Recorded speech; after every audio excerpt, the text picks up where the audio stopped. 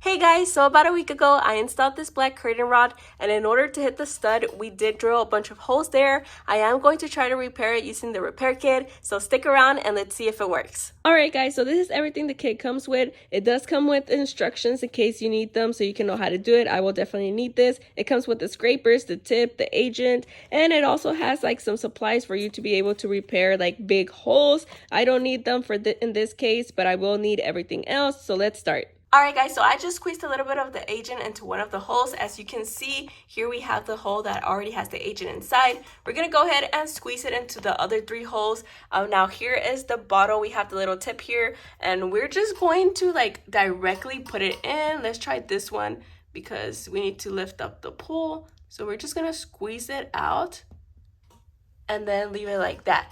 So let's try the other holes. So we just have to squeeze it in. And then we squeeze the other hole here.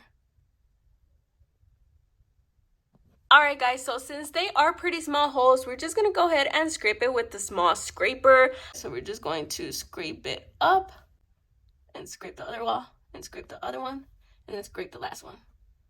Alright guys, so that's how the holes are currently looking. I do think that they need a little bit more of the agent and then even it out a little bit more with the scraper, and we'll see how it looks afterwards.